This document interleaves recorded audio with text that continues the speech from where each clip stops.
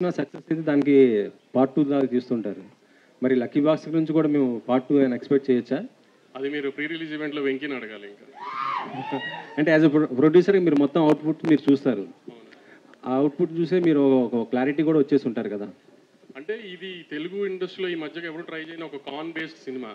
So ఇది ఒక episode of కాన్ హీరోది. సో భాస్కర్ మళ్ళీ నెక్స్ట్ ఏమైనా కాన్ చేయాలా లేదా అనేది వెంకీ, దుల్కర్ గారు ఒకసారి ఆలోచించుకుని ఏమన్నా ఐడియా వస్తే సీక్వెల్ తీయటమే దానికి. సీక్వెల్.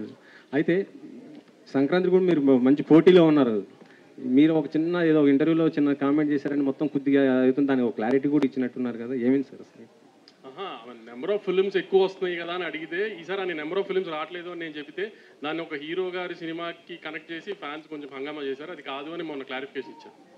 మొత్తానికైతే అంటే మీ 2 సినిమాల ద్వారా అంటే 'వెంకీ' గారు కొద్దిగా ఇబ్బంది పడే అవకాశం ఏమైనా ఉంటుందా? లేకపోతే 3 రిలీజ్‌గా ఉంటుందా సార్ ప్రాబ్లమ్? సంక్రాంతికి ఎప్పుడు 3 సినిమాలకి స్పేస్ ఉంటుందండి. ఎవ్వరు ఏమి ఇబ్బంది పడకుండా అన్ని 3 బ్లాక్ బస్టర్స్ అవుతాయి. ఏమి టెన్షన్ లేదు. మీరు ఆ డేట్ ఏమన్నా ఫిక్స్ చేసుకున్నారా సార్ మీ దానికి? ఇంకా లేదండి. లేదు.